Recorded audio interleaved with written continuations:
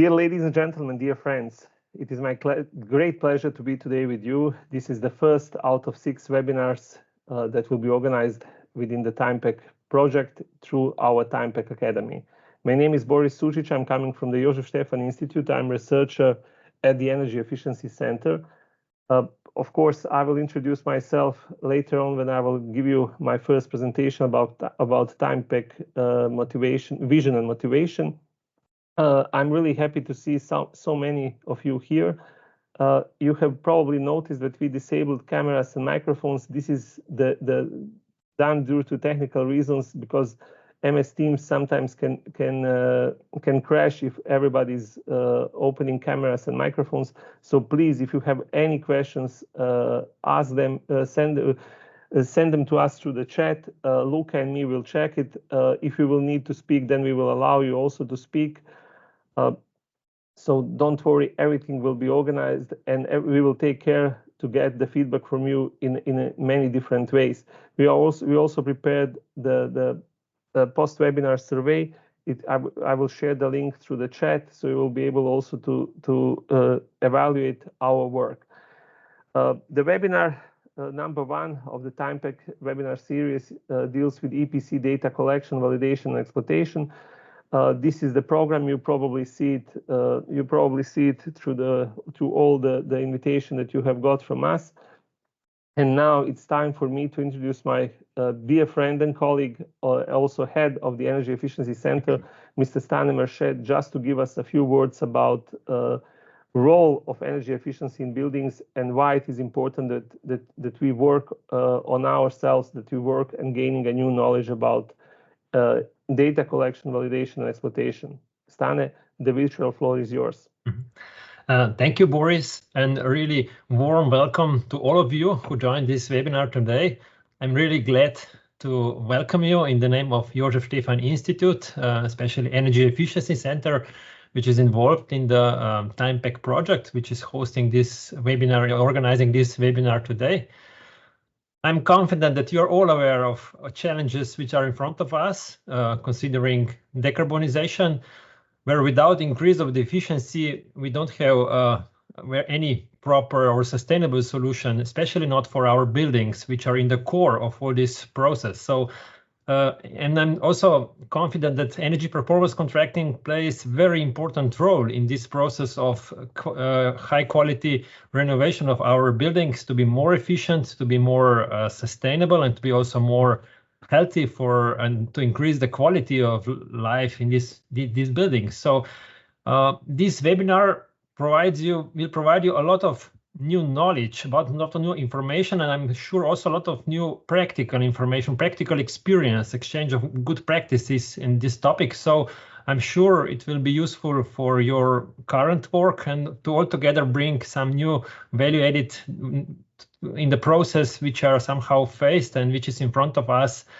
that our buildings will be more efficient, that will be provided with renewable energy, which will be produced locally, and at the end, these solutions will be really optimal and really high quality level, which is our common goal. And to empower this energy performance contracting, I'm sure that we need some new approaches. Digitalizations provide us a lot of new options, new ideas how to collect data which is available, but on the other hand, without concrete audits, concrete evaluation of the status of buildings, we cannot proceed with the high quality results. So I really wish you a fruitful work today in this webinar. Please provide your feedback, provide your ideas, that at the end we will all be empowered with the new knowledge, new information, and new practical experience, which is our goal. And I really wish you a fruitful time with our speakers and with the whole participants who joined us. And please have a really fruitful time in this webinar today, and I wish you a successful work. Thank you. Thank you, Stane, for these nice words. Now we move forward. I will introduce you what are the aims of our work today. Aim is to explore the synergies between energy performance certification, technical system inspection, and energy auditing. As you can see from the program, we will also provide you the insights from the TIMEPAC Code of Conduct for Smart Readiness and Sustainability Rating. You also probably noticed that we go from the vision, motivation, data collection at the end to the calculation of smart readiness indicator and the sustainability indicators. We organized this webinar in cooperation with our colleagues from Politecnico di Torino, from colleagues from Barcelona, La Salle, Ramon Llull University, colleagues from Energy Institute Hrvoje Požar, and also colleagues from the software developer company called SAIPE from Alicante. Our speakers are coming from Croatia, Italy, and Slovenia. We prepared for you 8 sessions. The first one is mine. I will give you the short overview about the TIMEPAC vision and motivation. As I said in introduction, I'm coming from the Jožef Stefan Institute. I have I'm also a leader of the Energy Manager training course that is based on international training program called UREM. I have done more than 100 energy audits in my life. My main points of interest are energy management, environmental management, decision support, modeling in building and industry. Now I will share my next presentation. Just give me a second.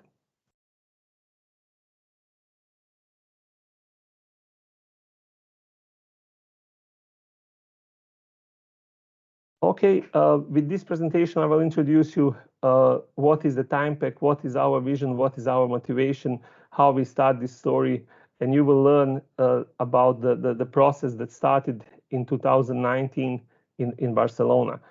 Our common challenge is the reduction of energy consumption in buildings. That is the vital element in the long-term strategies and long-term transition towards carbon neutral society. At the EU level, buildings are recognized as the most promising target for improving energy efficiency, but the real challenge is what we can do to promote greater adoption of new and efficient technologies in buildings. This is the challenge that is common to all of us who are living in European Union and also to all of us at the planet Earth. The story about TIMEPAC, like I mentioned, started in 2019. We didn't have any EU-funded project. That was the group of people come together and decided to share first idea about energy efficiency in buildings, and we organized the very first TIMEPAC workshop in Barcelona. It was really unique event. We had speakers from IASME, Austria, Croatia, Germany, Italy, Portugal. Actually, 10 different EU-funded projects were presented, 20 different presentations we had, and actually applicability of the TIMEPAC idea has been confirmed, and the core of the future TIMEPAC group has been created. We have got the project in 2021, and TIMEPAC as H2020 project officially started in July. It is a coordinated and support action. In TIMEPAC, everything is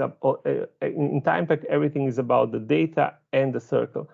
We have realized through our work and cooperation and through our communication that if you want to enhance EPC, you cannot work only on generation. You have to do something also on storage, analysis, and exploitation. And also, the idea is if the data is collected properly, then it can be used for many advanced analysis, and of course, new services for the professional certifiers, ESCO companies, consultants. Everybody can take advantage of that new data, new and enhanced EPC. Of course, when we were discussing about it, it was always a question how much it will cost. So we decided to test it in a 5 different implementation scenarios, which we at that moment we hope that will help us to identify what can be improved, how it can be improved, what are the future benefits for the end users.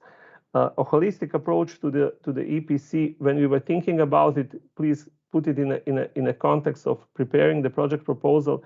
We were estimating in which direction the recast of the EPBD will go. So we put all these things together and said, okay, let's think about what is our future vision of the EPC. And we have realized that we have to connect different repositories, that we have to deal with different data, and also data obtained from the multiple sources, domain scales, and also collect the data about operational performance, collect data different sensors. And the idea is that enhanced EPC should be effective tool to foster sustainable development and also smart and sustainable renovation of the EU building stock. This brings us to our vision and motivation: data integration for various sources for more effective EPCs, collecting building as whole, of course, and create an enhancement of the EPC with additional indicators to accelerate the creation of smart and reliable and of course sustainable renovation action plans, because our main idea is, once again I will repeat it, implementation of the advanced project. You don't benefit from the very precise and excellent EPC if it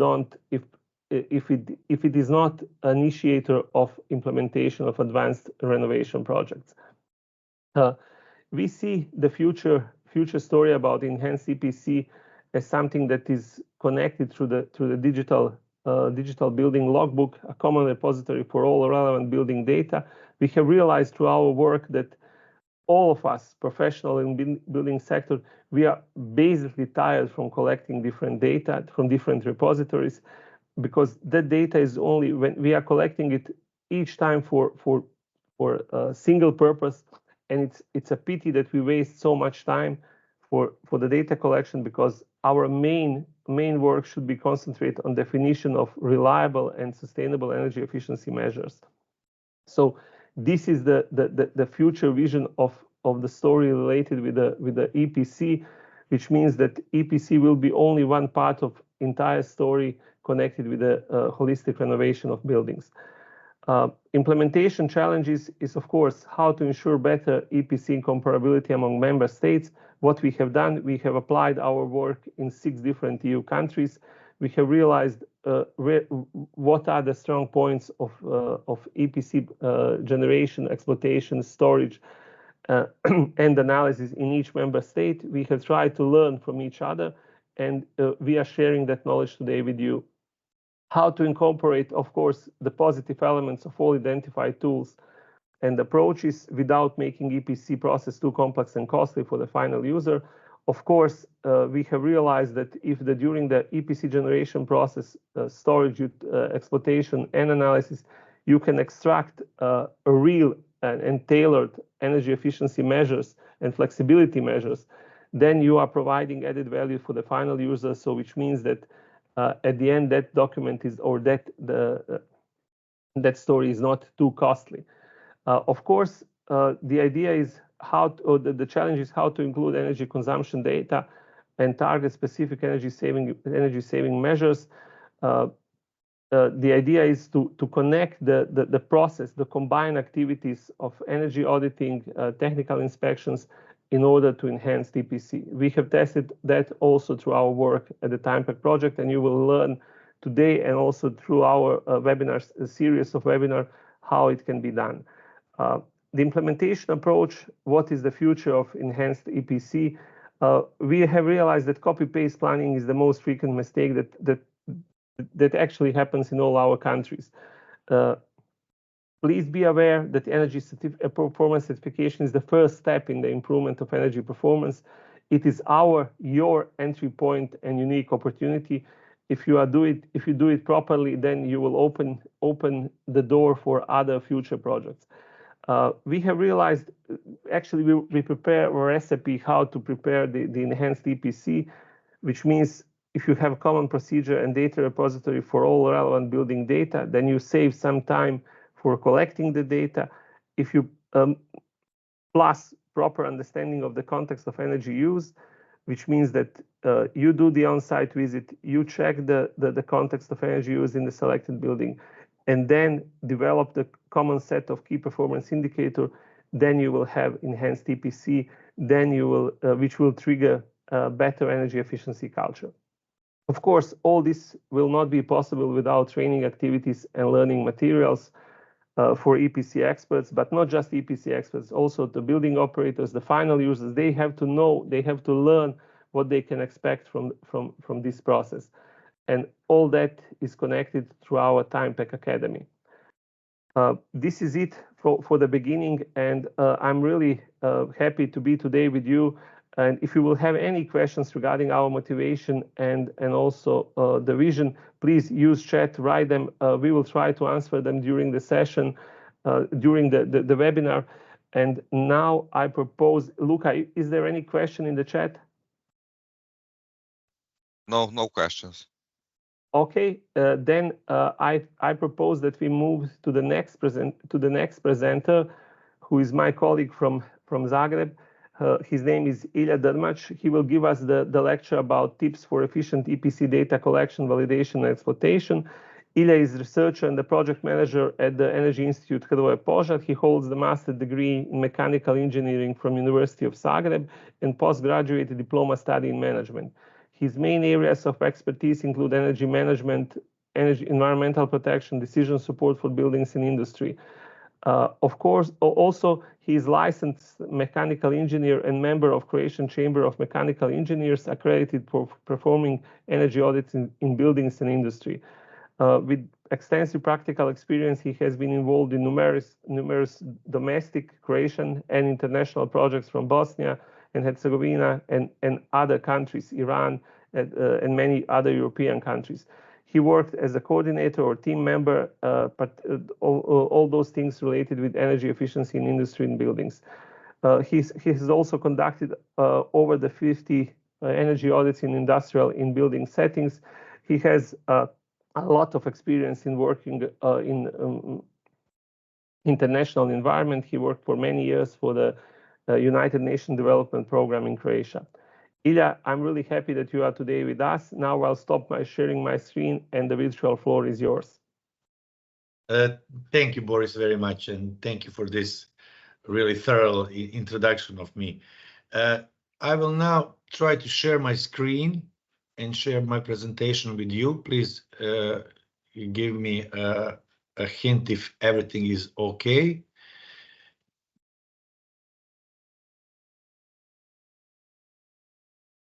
Is everything okay? Yeah, we can see it. Okay, great. So in next 10 minutes, I will try to summarize some of the tips for efficient EPC data collection, validation, and exploitation, which is very, let's say, wide topic, and we will try to summarize it in a few most important tips that, from my experience and working with TIMEPAC project, are come up with certain conclusions. So what are the key questions that we will be addressed is what to pay attention to during data collection and processing, and how can data collection can be made easier and less time-consuming process. So we will start with preparation activities, which are basically the most important, because in general, when you try to collect all necessary data for the energy performance of the building, you will see that there are many, let's say, gaps and many tricks. So one of the first and most important is to have main contact on the site. In that case, you will get information from one side, they will be confirmed, and you will have no problem processing further on the input data. Organize your work. That means cloud data repository is must, because you have many people working on the different areas, and working on one place is very important.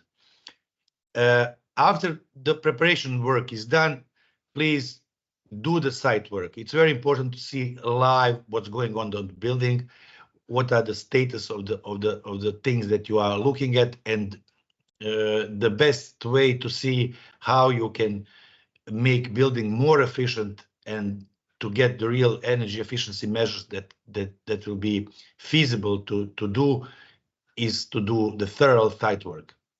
Of course, the folder organization where you can see all the special data, input data is also very important to consume less time for the process of conducting the audit. So what do we need to collect? Design data, energy and water consumption bills, other consumption data, if you have any, building drawings to help you to shorten the process of the energy modeling, And of course, the most important thing is the technical systems installed and what are the characteristics as, of course, the envelope of the building to see how the building is built. One of the things that you don't usually pay attention, because you have so many data that you need to gather, are the working schedule and the occupancy of the space, which will be very, very helpful in the further modeling of the energy consumption. How do you do it? Walk through audit. First, let's see what kind of the building do we really have, make the photo documentation, do it again if something is missing. So don't let yourself some time, and if the second site seeing is necessary, please do it, because you will have many things clearer than doing just the desk work, which is of course the mandatory. Short description of what we are looking at in the building is first the building envelope, of course the energy performance of the systems, HVAC systems in the building, what kind of preparation of hot water consumption is on site, how the electricity consumption systems work and are they present and in which kind, energy performance of drinking and sanitary water consumption systems, and other systems that are in the building and they consume energy. You need to take care that everything of the input data is ready and available for further work.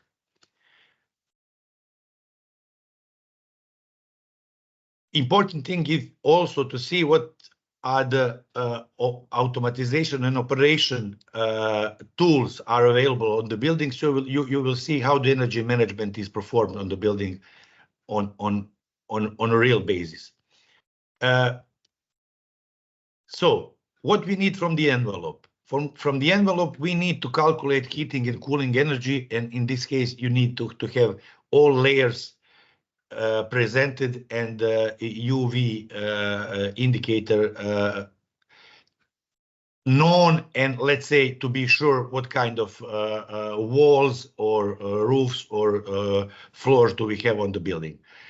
As much as accurate you get these things, you will have cooling and heating energy more accurate at the end, which is very important for energy efficiency measures later on.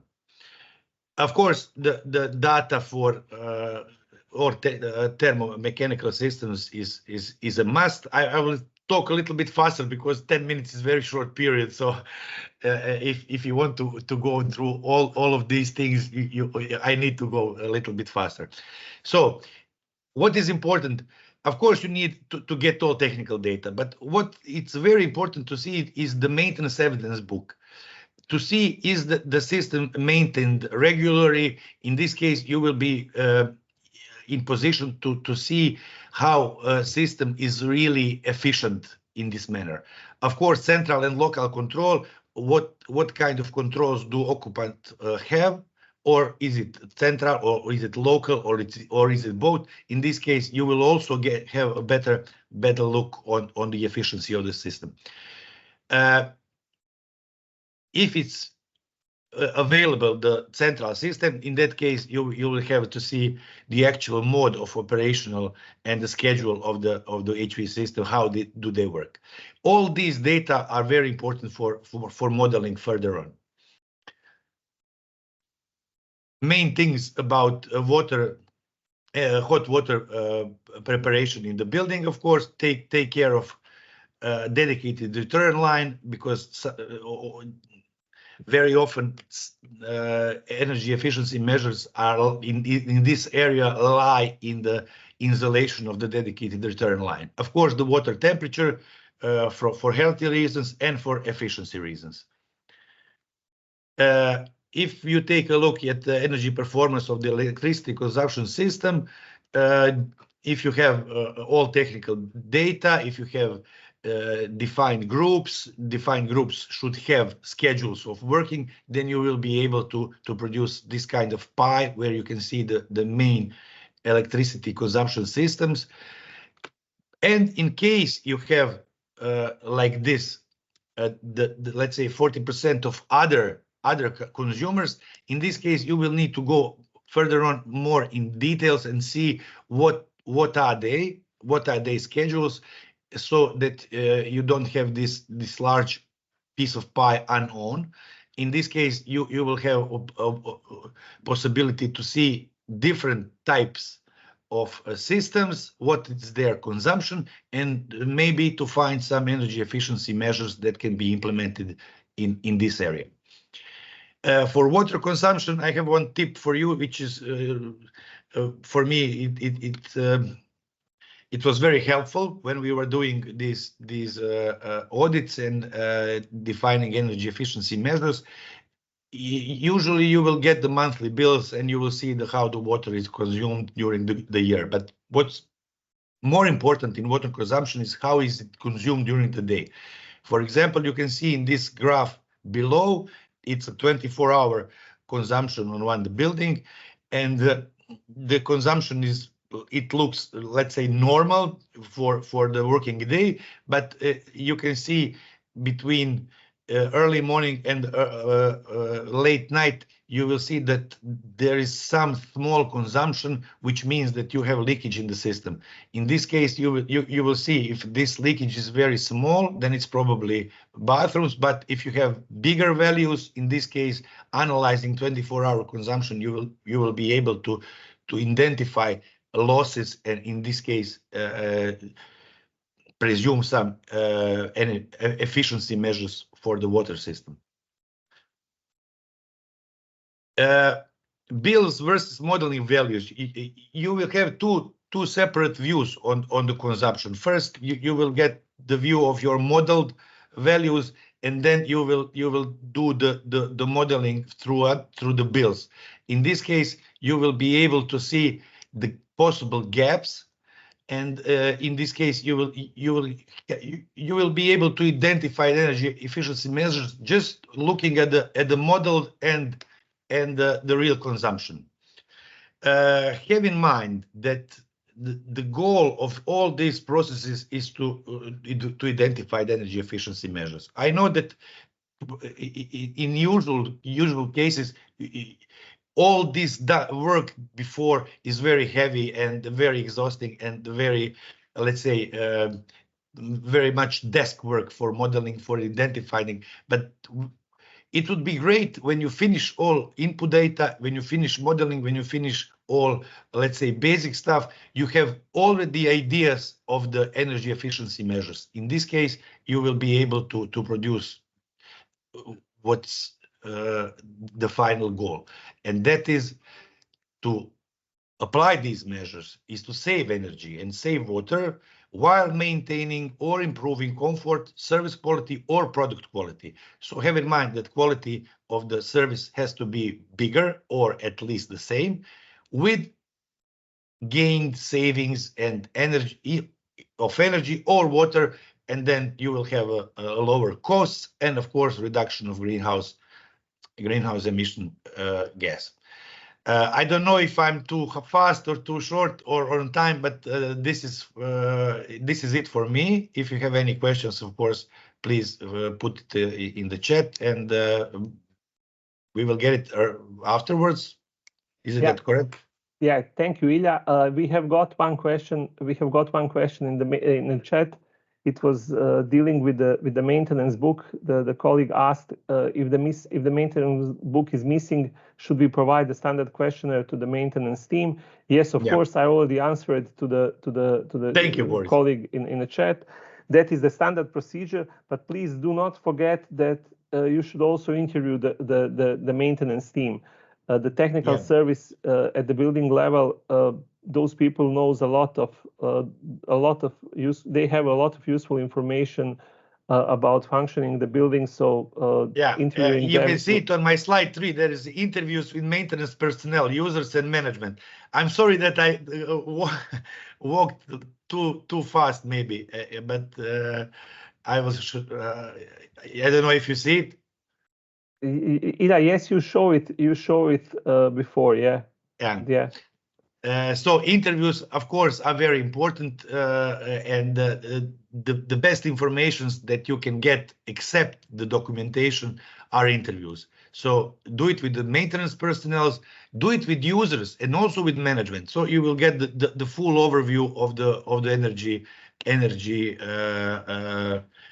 building performance. Let's say, are they satisfied? What's missing? What should be done better? Basically, many informations very useful can be gained from the interviews.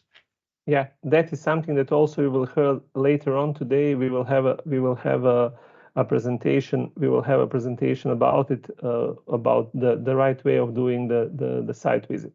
Ilya, thank you very much. If there will be, please follow the chat. If there will be additional questions in the chat, please answer. Now we move forward. It's up to me to share the screen again. It is my great pleasure that I can introduce my dear colleague from Barcelona, Alvaro Sicilia, who will tell us more about data extraction from the multiple sources. Alvaro is the researcher at Arc Engineering and Architecture La Salle Research Group. He holds a PhD in computer science from the Ramon Llull University and is a professor of the databases course at La Salle Engineering School. He has a lot of experience with numerous national and European projects. He also gained extensive experience in management analysis and analysis of energy-related data for buildings. And if you have time, please visit also our website. You will find there a really nice deliverable that we produced within the work package 1. It was dealing with the database auditing. You will like it, I'm sure. But Alvaro today will tell us more about data extraction from multiple sources and more about other things related with the databases you will learn through our TIMEPAC Academy webinar series. Alvaro, I will stop sharing my screen. I'm really happy that you are today with us. Please, virtual screen is yours. Okay, thank you, Boris, for the warm words that you said. Okay, this session is about data extraction from multiple sources in the context of energy certification, of course. And okay, in this session, we will explore the importance of understanding data collection processes for building energy performance certification. Building energy performance certification relies deeply on systematic collection of data, as we saw in the previous presentation from Ilya. And this involves extracting information from different sources: utility bills, sensor readings, occupancy surveys or questionnaires, with the ultimate goal to generate an accurate and a reliable EPC. In the new context that the EPBD recast will open in the next month when it is approved, we have foreseen a new certification scheme in the TIMEPAC project that will do two things. Will improve the current certification schemas by increasing the quality and accuracy of the input data that we use for generating the certificate. And these current certification schemas will be enhanced with new indicators, comfort indicators, sustainability indicators, and this EPC will be connected to other instruments like the building renovation passport and the smart readiness indicator. Indeed, this last one will be explained by Boris in the last session. This enhanced and improved EPC will require the use of data sources other than those traditionally used. For example, not all member states currently is using smart metric data to generate EPCs. Some of them yes, but not all of them. So, and this will be required for the next for the new EPC schemas. In this session, we will focus on understanding the importance of accurate data to improve the credibility and the impact of the EPCs, just on data. So the first thing that we need to do when we collect data from a building is to ensure that there aren't issues. For example, outliers. Outliers is a big issue, yeah? Outliers are data points that falls at an abnormal distance from the other points. For example, in this figure that you see in the screen is a temperature data points.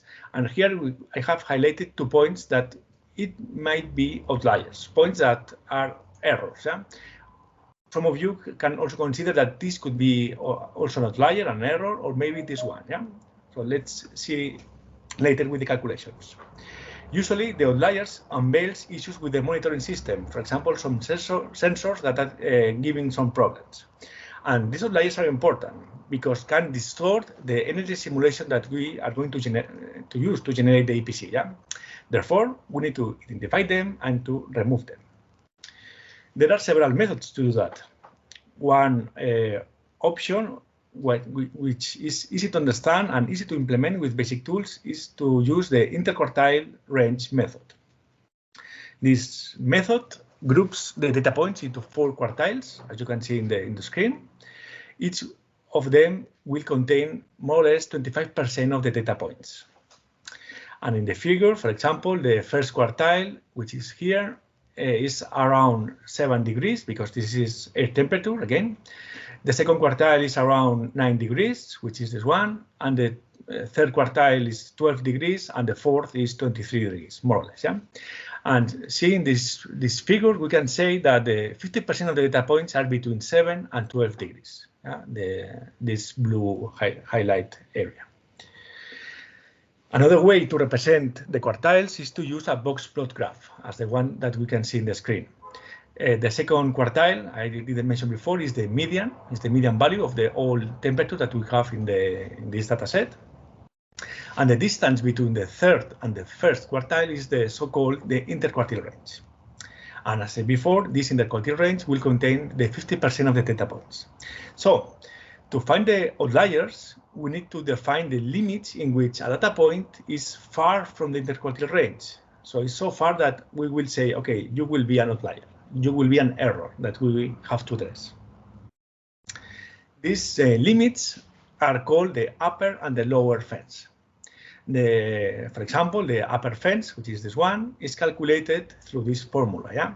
The value of the third quartile plus 1.5 times the interquartile range values.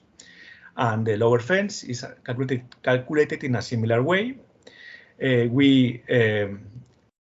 This value is calculated through the first quartile minus 1.5 times the interquartile range. So if I have a data point like this one that is greater or this one that is lower than interquartile range, that the upper fence or the lower fence, then it will be considered an outlier. And in this figure, as you can see, there are 2 outliers, and those that we have some doubts, they are not outliers based on these calculations. You may ask, why 1.5 times interquartile range? Well, this is a common value used to detect outliers, but if you want to consider only extreme outliers, then you can replace this value by a 3 times interquartile range, and then you will detect or identify only the extreme values for outliers. Great, we have it. How we can do it? Okay, for do it, we can use sophisticated tools to detect outliers. There are plenty of them, but just this session is just for giving hints about how to do it. I will show you this small example using a simple spreadsheet. Yeah?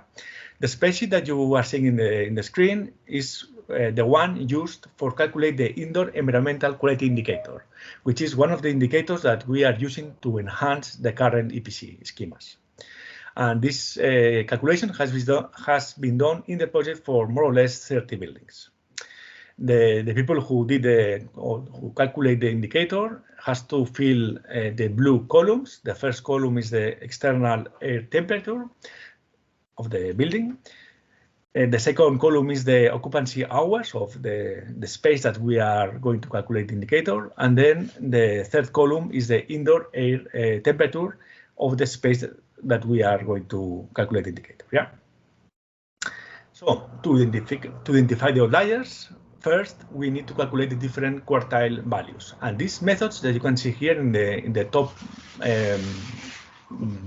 box here, quartile, are methods that are included in all spreadsheets from Google, from Microsoft. So all of them you can use these kind of methods.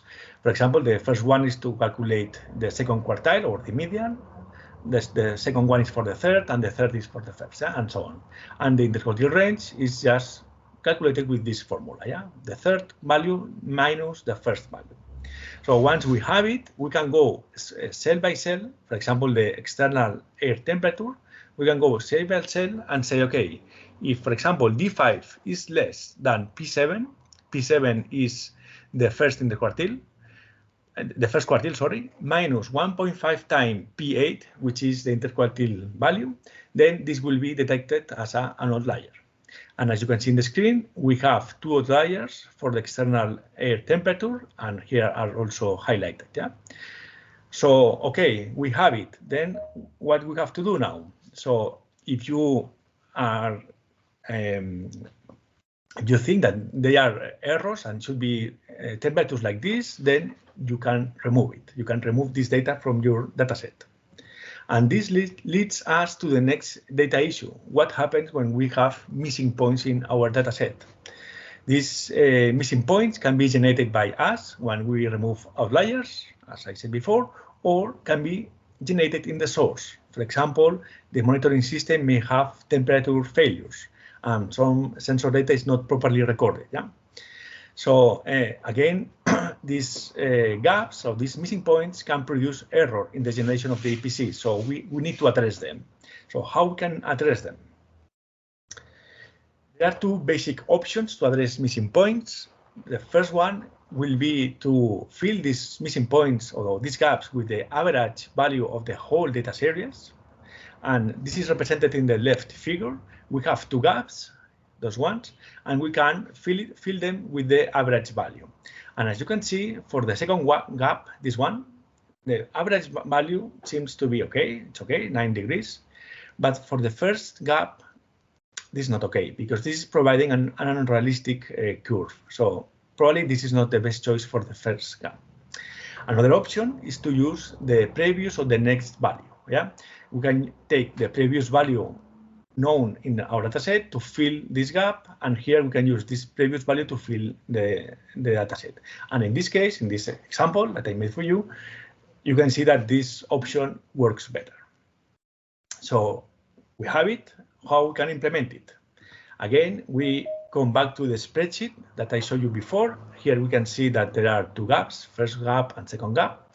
And this is just, it's very straightforward. Yeah? We calculate the average for the whole data set and we fill the gap with this average, or we can use this formula to select the previous value if we have blank values. Of course, as you can imagine, these two options are very basic, yeah? And in some cases, they are not providing the better results, but are easy to implement. And this is important, yeah, because with these new instruments, we have a lot of work, so we need to have easy tools to help us. In the case that you need more sophisticated methods, then they will require the use, for example, of machine learning methods to fill these gaps based on previous data and historical data. I hope I have ignited your concerns for data you are handling every day. Take note that EPBD Recast will bring new instruments, new regulations that will require collecting more data when we do the visits. And the data has to be high quality data. Consequently, don't assume that the collected data is flawless. Instead, ensure validation, correction before incorporating the data into your energy performance simulation. Feel free to explore the methods discussed today and consider also more advanced approaches if it is needed. Thank you for your attention. I am open to any question that you may have. Thank you. Thank you, Alvaro, for a really interesting presentation. We enjoyed like many times before. We don't have questions at the moment in the chat, so I kindly ask you, we have one. There is a question how we can specify the optimal period required of each data set, yearly, monthly, weekly, etc. Well, usually, as much data you have, the better. So I will say that for calculating this, or to calculate this average value, if you are considering only 24 hours, it will be the better, yeah, to calculate the average. But if you need to, for example, to detect the outliers, maybe it depends on the season, maybe it depends on the month. Yeah. So I just explained a few examples, but this will require more investigating. Yeah. Okay. Alvaro, please also use the chat. There is another question related with the requirement for the instrument approval. So try to answer to those colleagues directly in the chat. Thank you. Now I will share my screen once again to introduce our next presenter. Our next presenter is coming from Politecnico di Torino. I'm really happy that she is today with us. Mamak Tutkaboni.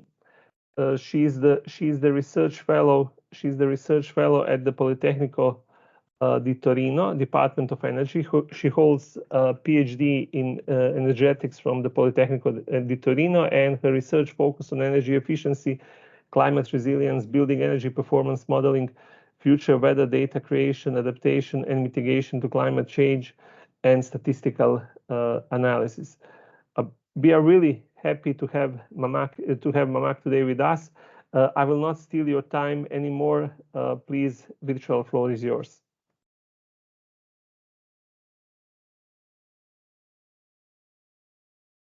Excellent. So I share the screen. Okay. Yes, You we see my slide? Yeah, okay. We see your slides.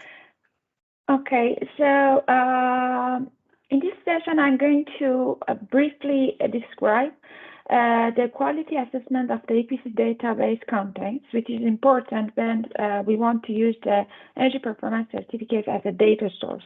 So after we collecting all the data, we have lots of certificates and we want to use them as a data source for analyzing the larger scale analysis. Sorry, I cannot go to the next one.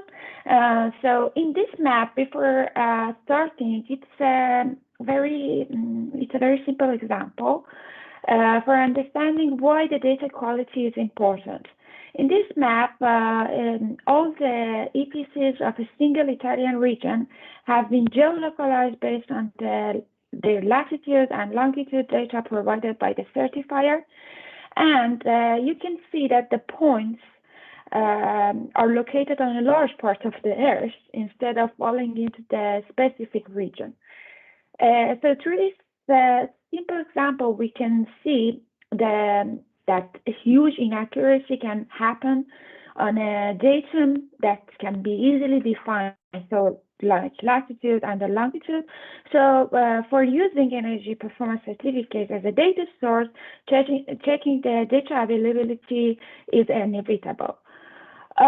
So what are the purposes? So the purposes are identifications of deficiencies in the current EPC energy certificate in order to establish the validity of the EPC data, in order to exploit them for carrying out the benchmarking and larger scale analysis. And there are two methods that have been developed and also have been used and applied during the TIMEPAC project: the qualitative assessment through the comparative analysis, and the quantitative assessment through rules and score attribution. In this session, we are going to discuss about the qualitative assessment very shortly, and about the quantitative assessment, we are going to talk about it in the 5th webinar. That would be on the 20th of March, if I'm not mistaken. So for the comparative analysis of the EPC data, two instruments have been used within the TIMEPAC projects. So a data collection sheet and comparison table. And between the 4 elements of the EPC data flow devised in TIMEPAC, these instruments are related to the EPC data analysis.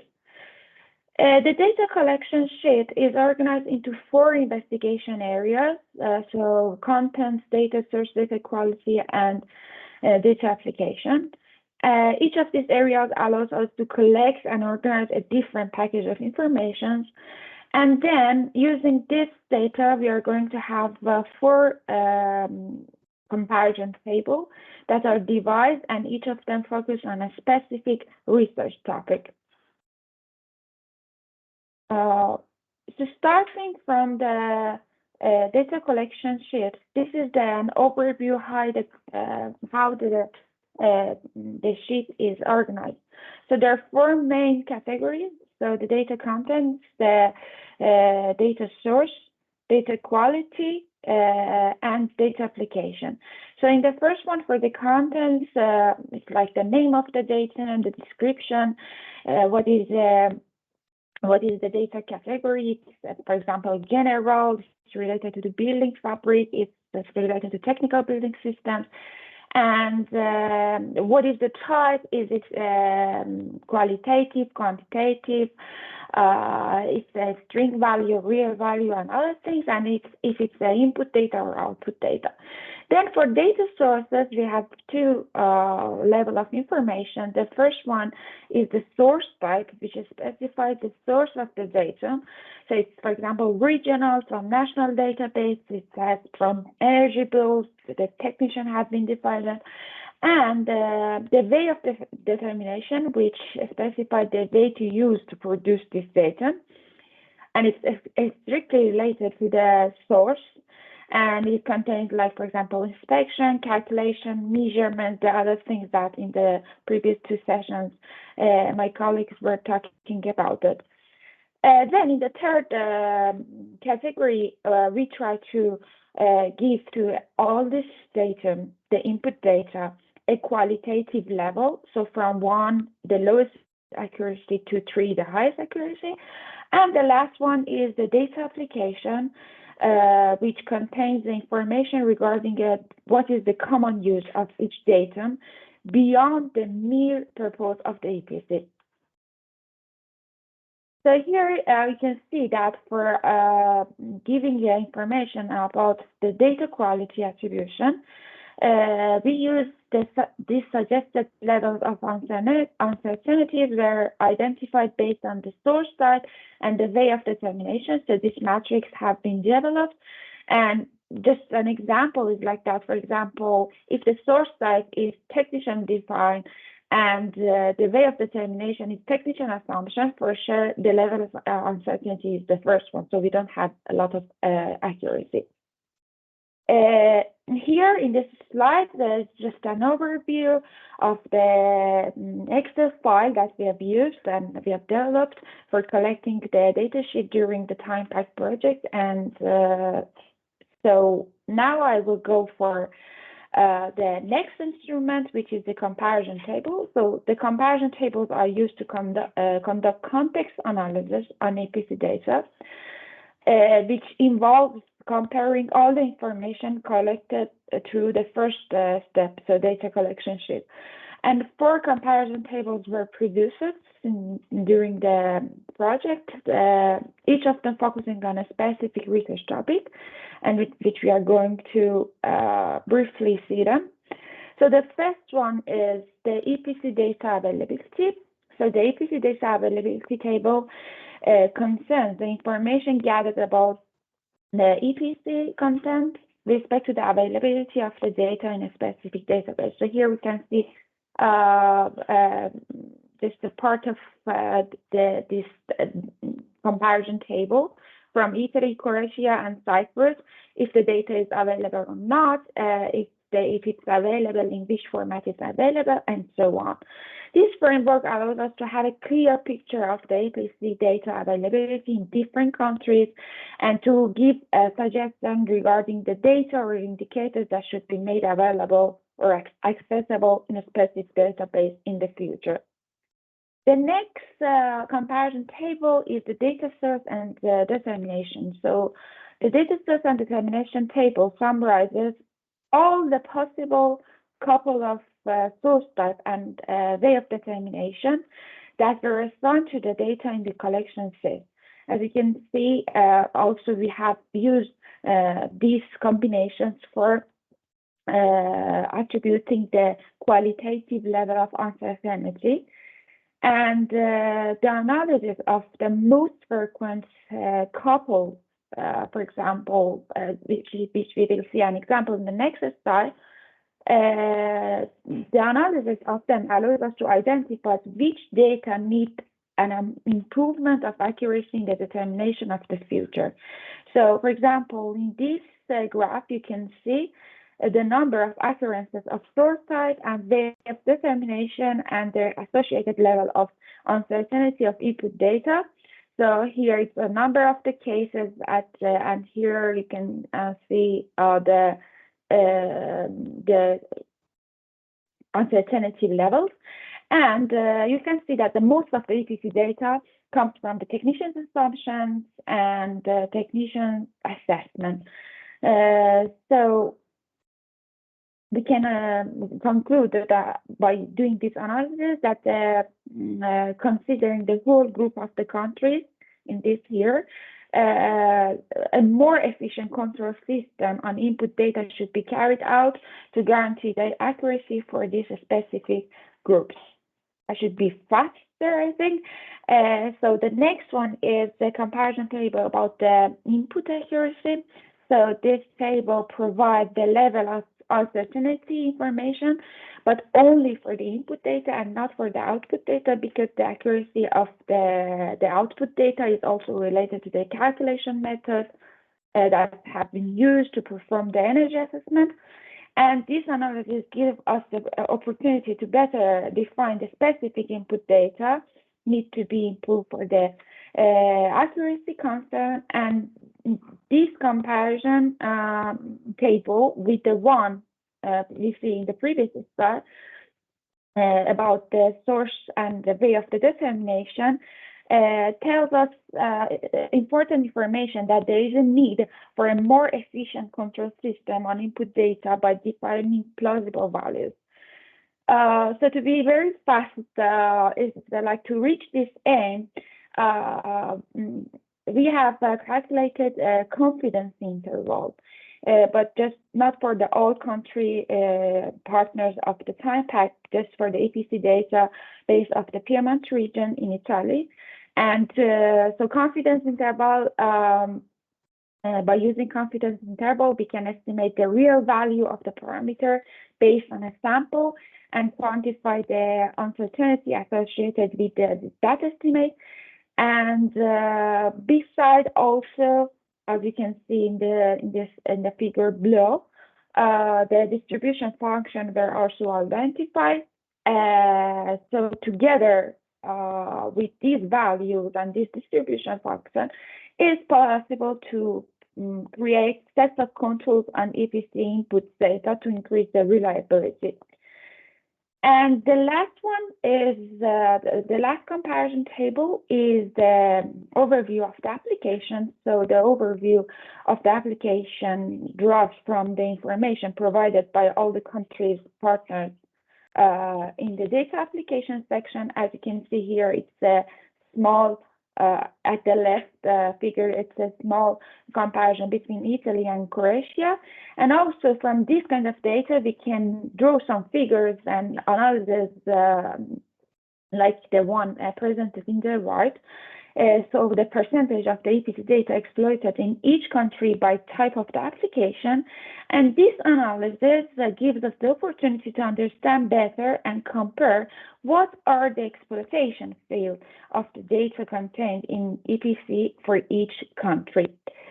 I think I'm a little over time, but thank you very much for your attention, and I would be happy to answer your questions if there is any question.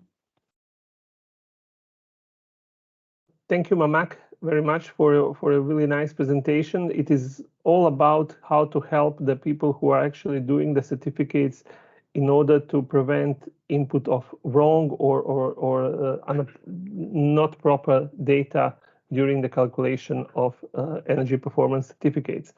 Yeah, for sure. I'm really happy. There is no question in the chat, but I kindly ask you also to follow the chat if there will be question later on so that you can answer. Sure. Now I will once again share my screen to introduce my dear colleague from the Josef Stefan Institute. Just give me a second. Yeah, here it is. It is Marko Pečkaj, who is mechanical engineer at the Josef Stefan Institute Energy Efficiency Center, specialized in energy auditing, energy management systems for industry and buildings, also as well as sustainable transport. Marco has extensive experience in managing and participating in various projects. He has an expertise, as I said, in energy auditing, municipal energy planning, feasibility studies, energy system modeling, software development, and measurement in industrial and building system. Besides that, he's also a lecturer at our URAM training program for energy managers in buildings and industry, and also he's proficient in greenhouse gases emissions verification. Marco, I will not steal your time. We are happy to hear what are the key elements of proper planning and site visit. So the virtual floor is yours. You can share your screen. Thank you, Boris. Can you hear me? Yes, Marco, we can hear you very well. Okay. I'll try to share my screen now.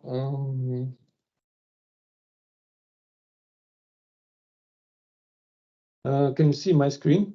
Yeah. Everything works perfectly. Okay. So hello to everybody from my side. Today I will try to present you what are the key elements, how to perform proper planning and site visits according to performing EPC. So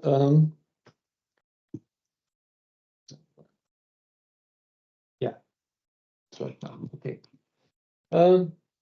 So proper planning and preparation is crucial phase not only for project like EPC, but it's also important when you proceed with on projects like energy audit or any complex analysis of various technical system with energy related systems in a building. So it's quite a common way of using these tools. So any planning should consist at least in following.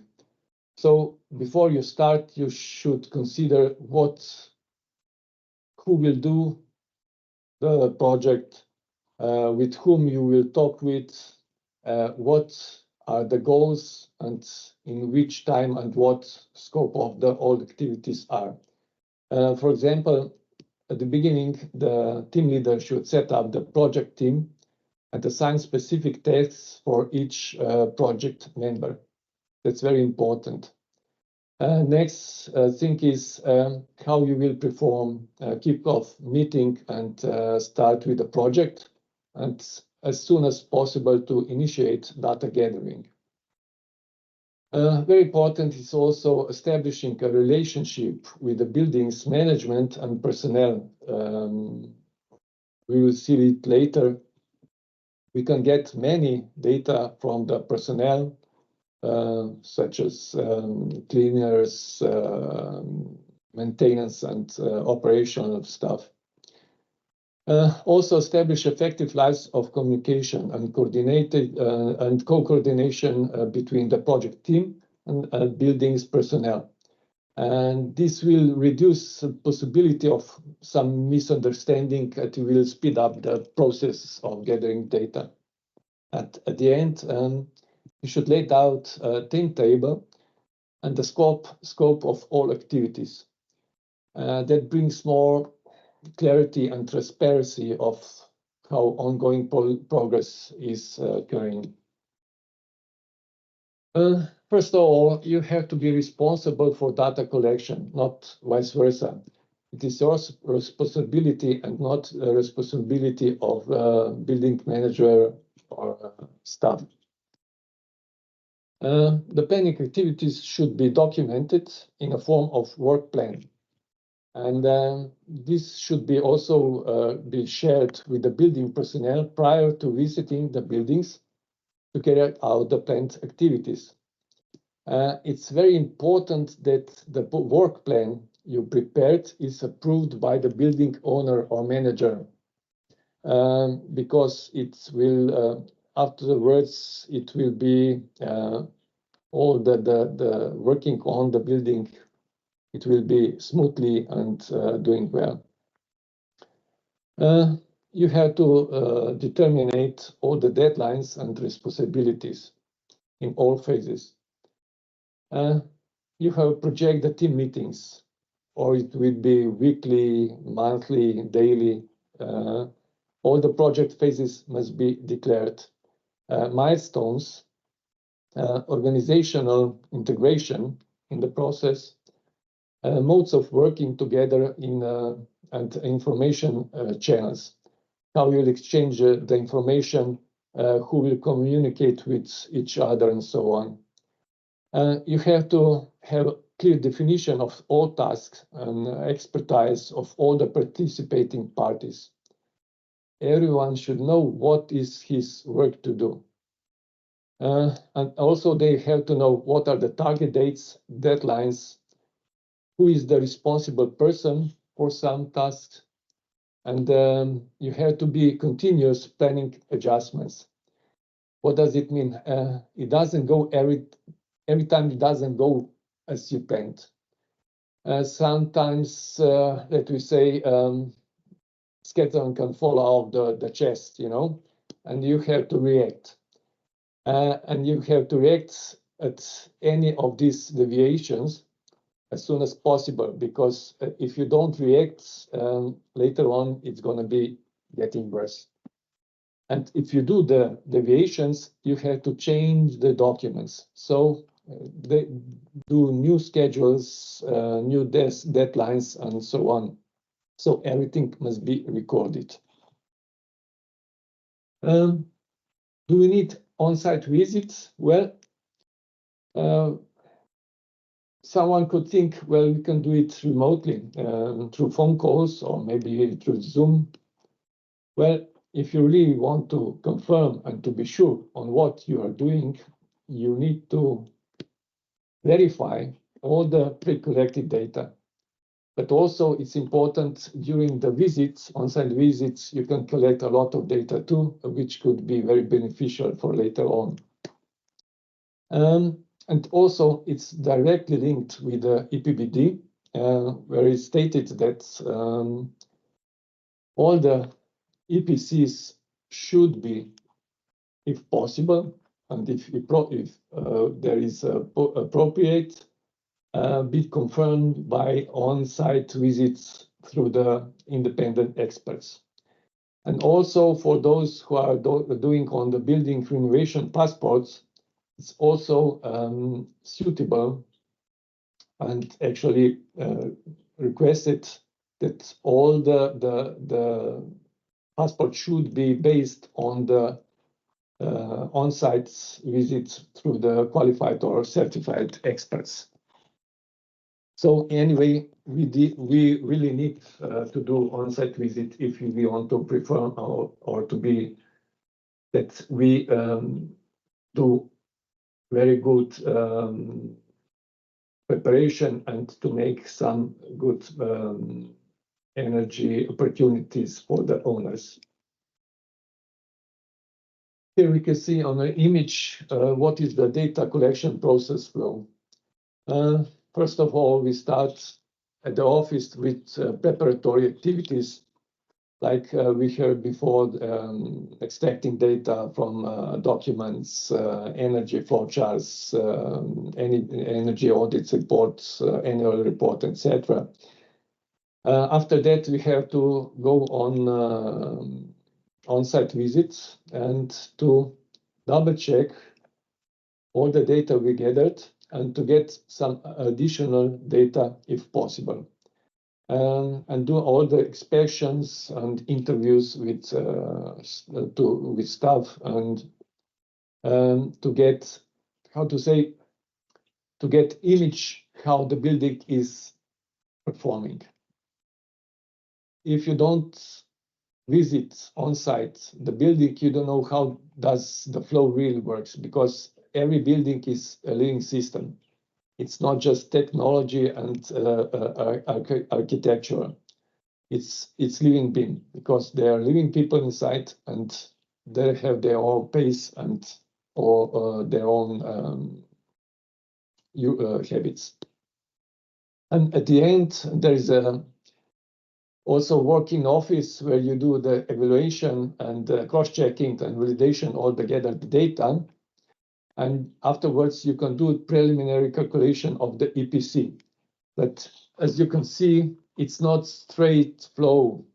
It can go back and forth, you know. Sometimes you can see there's something missing after your inspection on site and you have to go back to preparatory activities to search some additional documents, or when you prepare the calculation, you can find they're still missing some possible measurements and so on, and you have to go back. So it's not straight flow. What are the principles of the on-site visit? First of all, you have to be consistent with all the degree, scope, objectives, and degree of depth you decided before you started. As we said before, all the simple measurements, observations are very beneficial for the future analysis. How you perform that, we already heard from the speakers before me. In order to collect reliable and relevant data, inspect representative processes, equipment, and systems. So you have to walk through the all energy-related systems which can influence on the energy use of the building. You should always try to produce valuable information for the end users. It depends, is that building owner, manager, or technical staff. Always you have to conduct techno-economical analysis for identified energy savings opportunities. Why techno and economical? It depends whom you are talking to. If there is a technical staff, they're more interested in technological opportunities and savings. If you talk with the general manager of the building or whatever, they're more interested on economical analysis. So you have to fine-tune your information to whom you are talking with.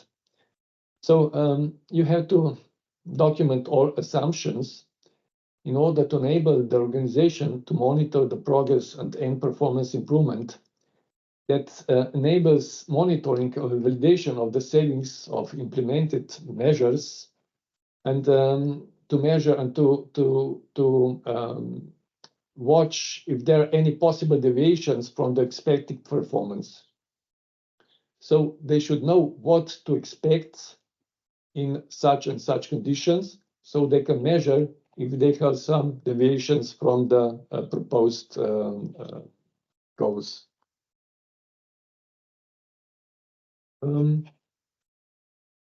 What are the effective time management and meeting skills?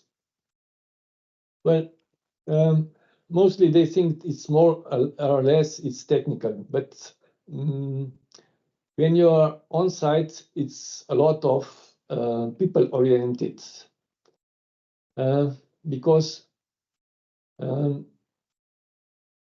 there is a lot of informations you can achieve through the interviews with the users or for example, technical and maintenance or operational staff. So how you perform these talkings, we'll see it later. But when you are on site, there are common questions all the time. Well, it depends who is putting these questions. Is there energy managers or technical staff? But they all want to know how well do they perform with their building. They want to compare to similar buildings or to similar sector. And they always want to know what they can do it to perform it better. And at the end, it's very important they want to know how they can monitor progress and recognize the areas of strong or poor performance. But if you have a simple EPC, you can only see, how to say, a picture of that date. But if you want to see the progress online, then we should proceed with the dynamic EPC. That means that we should connect our EPC evaluation and calculation with smart meters, sensor, etc. That means that we should perform with continuous monitoring of energy performance through the continuous data collection and analysis. And that should mean that we are online connected to, for example, energy management system, or today more and more the smart meters are installed in buildings, and smart sensors, which can be easily connected into, how to say, dynamic EPC. The second is we step to the personal. Personal appearance is very important. There could be a lot of misunderstandings if we do not proceed correctly in this stage. So we should use simply and short sentence, simplified short sentence, and commonly used words. If there are some unfamiliar, how technological terminology, we should always explain it in simple words. Always try to have eye contact, because it makes person present and focused on discussion. Also, we can use variable speaking techniques like volume, tempo, acceleration, and so on. For use, you can use pauses, to pay attention and so on. And the most important is that you look relaxed and confident. That means with this appearance, you calm your speaker on the other side and make him more open to have a dialogue with you. The second one is Marco, yes. 1 minute to conclude, please. Yes. The second thing is personal integrity and open answering on questions. If there are some simple answers, you can make them the answers immediately. You should defer from complex conversations. You should explain them later on. Always, if there are any misunderstandings in questions, you have to clarify them. And you should stay within your area of competence. So you should not step out of your competence, and you surely should just openly admit that you don't know the answer, and you will report it later. At the project circle, at the end, we should say that we should not forget that energy performance certification is just the first step. Just the first step for the improvement of energy performance of the buildings. It's an entry point. That we should communicate with local staff during the on-site visit. And many project concepts failed because the auditing certification team was not able to translate basically very good facts into the language that the decision maker can understand. So we should use the common understandable language for each type of your customer or partner you are talking about. Each team member has to be assigned to right role based on his or her skills. So that's the team leader must be very well informed prior to start about the members' personal skills and assign the appropriate task for each one of them. And at the end, well, creating an enhanced EPC is not simple, but it's very necessary for reaching EU, the energy and climate goals. Excellent understanding at the end users' needs, it's very crucial. So you provide concrete benefits in terms of tailor-made energy saving measures for each users. And if you do very well, they will be prepared to pay more for the enhanced EPC. Thankfully, higher energy prices and also awareness for our environmental impact is rising. So this makes some additional contribution. So that's it for now. Thank you for your attention. And if there are some questions, I like to answer on them. Yeah. Thank you, Marco. We really enjoyed in your presentation. It actually reminds us on all those basic things that we have to do during the on-site visit. At the moment, we don't have any question in the chat for you, but please, I kindly ask you to follow the chat. If there will be a question related with your presentation, please answer directly in the chat. Yes. Now Sure. we move forward. Our next presenter is coming from Spain. We are really glad to have Ms. Anne Ferreiro from SAIP today with us. She will present us BIM models to generate, validate, and exploit EPC data, and is an architect from the Polytechnic University of Madrid with over 6 years of experience in architecture, engineering, and construction industry. She specialized in the project management and product development for software. In SAIP software, she specifies key programs such as SAIP Architecture and SAIP Urban, but also lead innovative research projects both at national and European level. And I will not steal your time. The virtual floor is yours. I'm sure that our audience will enjoy your presentation. You may share the screen. Thank you, Boris. Thank you, Boris. Thank you from the presentation. I'm going to share the screen.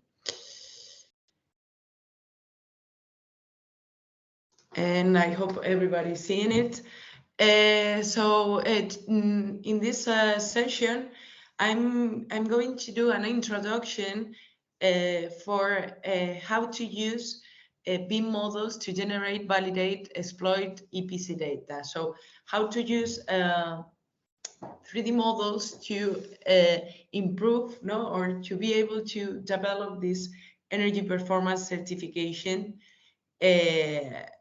for buildings, First of all, I don't know which type of audience we have today, and I guess it's really mixed. But if you don't know, BIM, Building Information Modeling, is a new methodology, a new way of working for the architecture, engineering, and construction sector. And this new way of working includes new tools, new software tools that allow architects, engineers, not only to do energy simulation of buildings, but also structural calculations, MIP, quantities, etc., etc.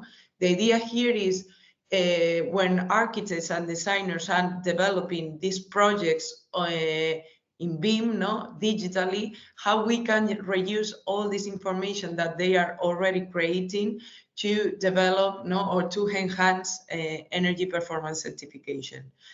BIM, of course, is a key component of the development of the digital twin of a building. BIM is a replica, digital replica of your building, and BIM could be used from the design stage till the end of the life cycle of the building. So it can be used in the entire life cycle of the building. For those that don't know, BIM is BIM models are composed basically by two things, 3D geometry and data about the physical characteristic of this geometry, And this is really interesting and really important because it allows architects, to track and design the different phases of a project, as I say, from the structural calculation, from to the energy simulation, and also, for example, you can take advantage of all the information that is in the BIM model to develop energy certification in this case. Here I just put it some images, of different of a BIM model, separated by pieces, So construction elements, structure, analytical model, etc. And all of these pieces, which is really important about BIM, and which is a major change if we compare BIM with the regular 3D modeling, the standard 3D modeling, is that BIM has all this data attached, with the model. It's not only geometry, but it's geometry plus data, and that's what we want to take advantage to improve EPC in this case. I must say that BIM for energy performance certification, or in general for energy management, mainly can help us doing two things, or at the stage in which is right now, because I believe that in the future probably it could help further in this aspect. First of all is energy simulation of buildings. We can take those architectural models that have been built by the architects and develop energy simulations. Of course, within this energy simulation, you can also obtain an energy performance certificate, and I will talk a little bit more about this later. And another thing that is being explored is how to treat sensor data inside BIM models, how to assess sensor data together with the 3D models, and how this can help to visualize and understand the performance of the building in a different way that is not just with numbers, but with a geometry, inside of a geometry.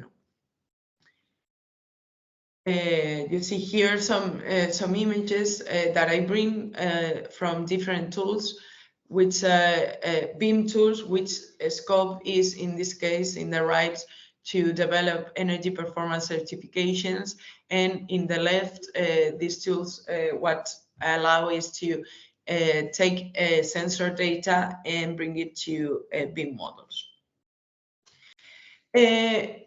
Some important concepts that we have to have in mind when using BIM for energy simulation of buildings is the difference between the architectural model and an analytical model. Why this is an important concept, and I like to talk about this.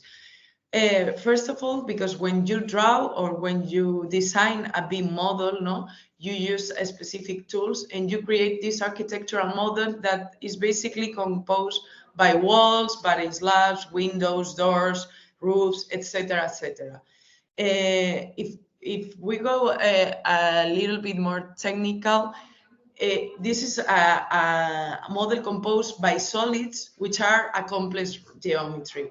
What I mean, what we mean with that this model is composed, for example, a wall is composed by all of their faces, so all the faces of the wall, and also all of the edges or lines of the wall. Sorry, this solid is composed by plane geometries. In an analytical model, which is the model that we need for energy simulation, this model is composed by plane geometry. So let's say simplified geometries, only surfaces, edges, adjacencies, etc. So for example, a wall in an architectural model that we can use to do the floor plans, to do the structural calculation, etc. A wall in the architectural model is a solid. Meanwhile, a wall in the analytical model of the same building is a surface. And this surface is composed by a thickness, by transmittance, all the information that we need to do the simulation. So it's important to understand that we can use BIM models for energy simulation, but those BIM models suffer changes when we need to use them for energy simulation. We need a simplified model of this architectural model. Most of the tools can do the transformation from an architectural BIM model to an analytical model. But this is an important step because sometimes things we miss things in the process of transformation between the architectural BIM model and the analytical BIM model. Again, this is again around the same concept. We have in one hand the architectural model, and in the other hand the analytical model. And it's really important to think about that for energy simulation. There's 3 major geometries that we will be using, or the model will have, that will be the external surfaces, the internal surfaces, and the edges, which are crucial to do and develop this simulation. Of course, all these geometries has to have information, again, regarding the transmittance, the thickness, the thermal heating, etc. No? Again, I'm sorry that I go a lot about this concept of how we move from an architectural model to an analytical model, but I think it's a really key concept that for sure we will extend in the second webinar next Tuesday. But the idea is that a key component is interoperability between existing BIM modeling tools and simulation engines. So here I just put some existing BIM modeling tools: Revit, Archicad, Alplan, Cyber Architecture, among others. So with these tools, you are able to develop a BIM architectural model, but then you have to send all this information to simulation engines. In this case, I put 2 examples, Energy Plus and DOE2, which are 2 of the most well-known simulation engines. And here is really important, this interoperability between the architecture tool that we are using and the simulation tool and simulation engine that we are using. One really interesting thing about BIM and EPCs is that in the last years, I must say, like 10 years, 5 years, a lot of software tools have been appearing, no? And these software tools are not only based or not only thought for energy simulation, no? So you can use, in this case, I'm showing screenshots of SciPyTerm HA+. So this tool is capable of simulate the energy performance of the building, consumption, demands, etc. But also it's important that those tools are adapted to obtain the energy certification of buildings. As you know, these 2 things might seem the same, but are different things. And regarding the tools, one of the biggest challenges that software companies are addressing is that, for example, in Europe, you have different methods of calculation of the energy certification depending on the country. No, so not only the tool has to simulate the energy performance, but has to adapt or has to be adapted to these methods or to these specific methods for each of the countries. In this case, the tool that you are seeing is adapted to the Spanish method and is a certified tool for Spain. So when you simulate here the building, you can obtain an official certificate that the ministry is going to accept. So I think that is really, really interesting, no? How I can have my architectural model and then use the same model to do the energy certifications and do a lot of different things with the same, let's say, source of truth. Just some images of the certification.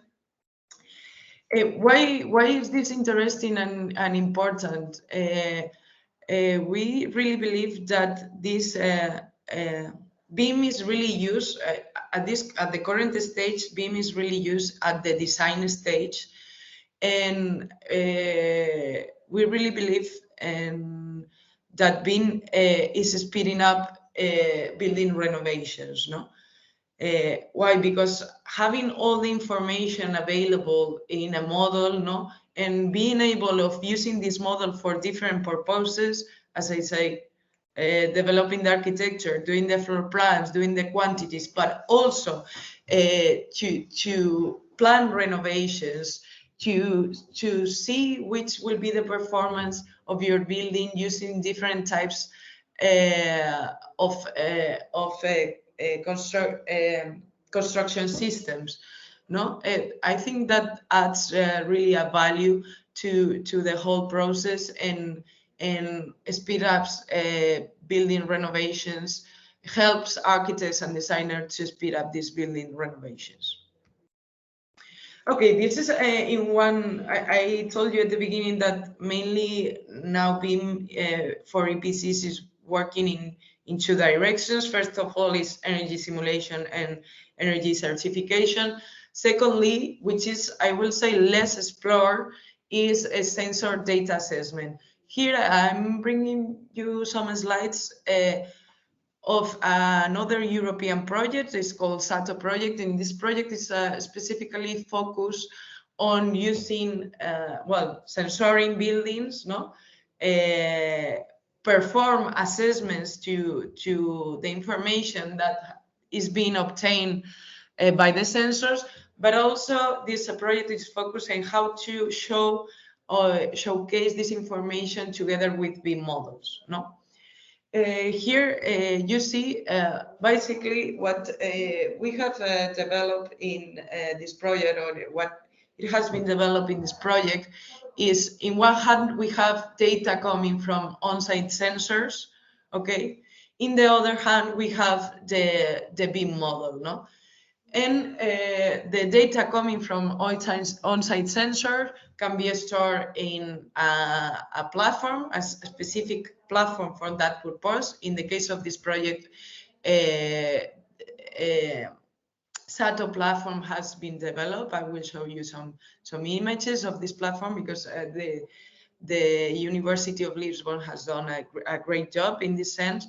And then the BIM models are stored in another platform, no? BIM Server Center. And the idea here is how those two can converge in one, in this case, in one desktop app to assess information from the sensors in the BIM model graphically, no? Here you can see the SATO platform, and the SATO platform is meant to assess data which coming from sensors which are installed on site, assess data in different ways, different types of data, humidity, CO2, temperature, also lighting data, etc. No, consumption, real consumption of the rooms and the buildings. No, and one really interesting thing about this platform is that this platform is also capable of reading BIM models in IFC open standard. Is also capable of reading BIM models to map, no, the spaces which exist in the BIM model with the real spaces that exist in the building. No, this really interesting add-on that this platform has compared to maybe other platforms addressing sensoring. And what allows us, this allows us that this platform reads BIM models, allows us to match the information that is in the platform with a 3D model, a 3D geometry that is in the BIM model. No? For that purpose, in this project, we developed an application which main objective is to download information from SATO platform and display this information in the BIM model to be able to assess this information. So here you can see that I have a sensor with an ID. I can know the manufacturer, I can know the model, I can know the space ID in which that sensor is. Of course, the value of the sensor and the date of this value, because of course we have daily logs of this information, but we have to showcase, no, to show this information in a specific way in a BIM model. So here you can see the humidity and the last date of this value. No, of course you can access to the entire log of this sensor and see graphs of the information that is coming from the real building, no? Also, this application is able to show or showcase this information graphically. So here you can see the rooms of a model colored by temperature. We believe that this way of showing information could help not only to designers, architects, and building managers, but also in the future could help tenants to understand the performance of the building in a more graphical way, not just with numbers. And this is the pathway that this part of the EPC and BIM and sensor data assessment is working on. I must say again that this part, I feel like it has a lot of space to be explored yet, but it's a really, really interesting path, and I encourage you also to explore it. So thank you very much. I hope you enjoyed the presentation. If you have any questions, I will be happy to answer. I want to remind that this Tuesday we have the second webinar session that will be specifically around BIM and EPCs, and we will extend for sure the information that I have given here. So thank you. Thank you, Anne. It was a really interesting presentation. We had some questions in the chat. I'm really happy that also some participants answered on some of them. You can also check them. So I think that we basically answer on all those things that have been raised within the chat. Now it's time for me to give the presentation about the Smart Readiness Indicator. I will now share my screen. I hope that you can see it. So in the session 7 of today's webinar, I will present you about calculating the Smart Readiness Indicator.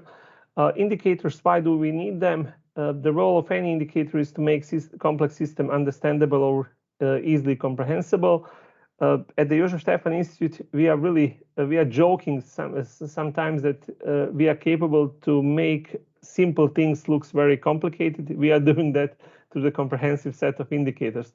Of course, effective set of indicators is helping you to determine the current position against established objectives. And when it comes to energy performance, those indicators are crucial for reaching targets or for defining the way in which you should move.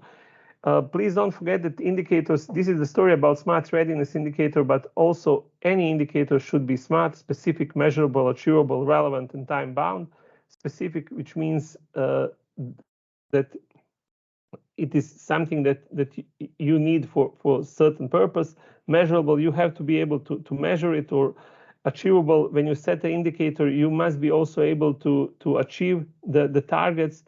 Relevant for a process, relevant for the building, and time bound. Of course, you have to define the time boundaries of any of your activities. When it comes to the Smart Readiness Indicator, you know from my introduction that I'm an electrical engineer. My basic education at the Faculty of Electrical Engineering and Computing at the University of Zagreb, and of course, as an electrical engineer, I must be a fan of Smart Readiness Indicator. This is the overview of the assessment process. The SRI assessment consists of evaluating the performance of smart ready services categorized in 9 technical domains. Those domains are heating, cooling, domestic hot water, ventilation, lighting, dynamic building envelope, EV charging, and monitoring and control. The performance of each service is assessed against the following 7 design impact of smart building, like energy efficiency, maintenance, fault prediction, and it ends with the energy flexibility and storage.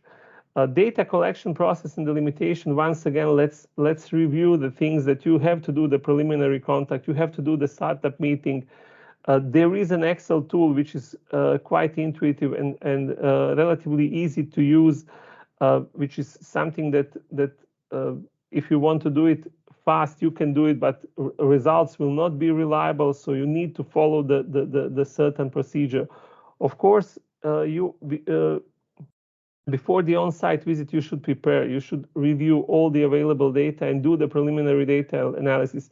Never ever come and never ever do this on-site visit unprepared, because your client will lose the confidence, and he or she will not be. You will lose the trust. So this is very, very important step. When you do the analysis, do the final meeting, present your main findings to your customer, and then discuss about the results, because some things can be changed, some things could be improved. Don't forget that the main idea is to produce the energy and flexibility measures that are going to be applicable for the selected building. Combining methods. This whole story about the EPC, enhanced EPC, is combining methods and tools. Now, if you remember that if you have in mind the new energy efficiency directive, actually energy audit is becoming a dynamic category. Everybody who consumes more than 10 terajoules will have to do the audit. In the relevant standards in these fields are indicating that auditor must estimate the future energy use and consumption. That is the reason why we need models. That is the reason why we actually design these webinars to go from collecting data, creating comprehensive models, and then proposing efficient energy efficiency measures and flexibility measures. This is the key element: identify, prioritize, and record opportunities for improving energy performance.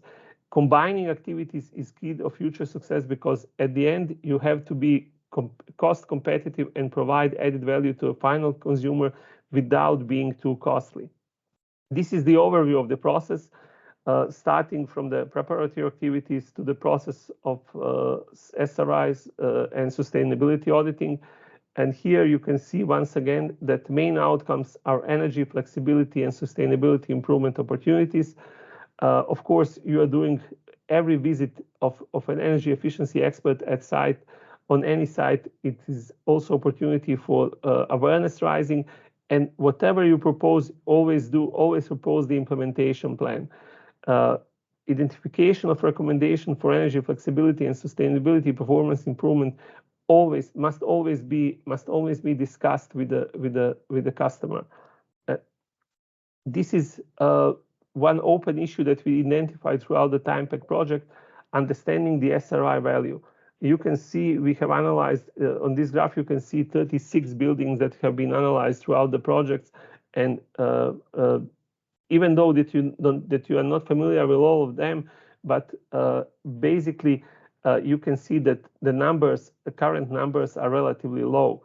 And this can be a big obstacle in future adoption of the SRI, because the owners of the buildings are not happy to see that even the new buildings, like the case in Spain, you can see buildings in Spain 1, 2, and 3 are new buildings, and the SRI is really around 50%. In order to understand properly the SRI, you should be able also to provide the information about energy and flexibility measures. When you are explaining the SRI values, then you should always try to compare the building that you have audited or have assessed with the reference building in reference building, and then to say, okay, maybe your SRI value is 30%, but you are performing you are performing better than 90% of the buildings of your type and category. When you do the SRI auditing, please be aware that you have to provide, it is necessary to provide the comments, because with those comments, you will be able afterwards to extract the energy efficiency and flexibility improvement measures. I hope that in the future we will have also the database of SRI audits or SRI scores, where every interested party, for example, ESCO companies who are looking for the flexibility projects, will be able to do the search and then see in which buildings there is a potential for implementing the flexibility measures. Comments and notes from the assessors are crucial for understanding the SRI rating. And of course, this can be alignment of common interest between ESCOs and building owners. I'm happy to say that several things that we have identified during this project have already been implemented throughout Slovenia, and most of them are related with the identification of flexibility potential of buildings. Of course, what other measures that we have identified during the analysis of selected buildings? We realized that installation of modern energy management system with the demand response functionality and feedback to the occupants is something that has a reasonable payback period and should be implemented in the analyzed buildings.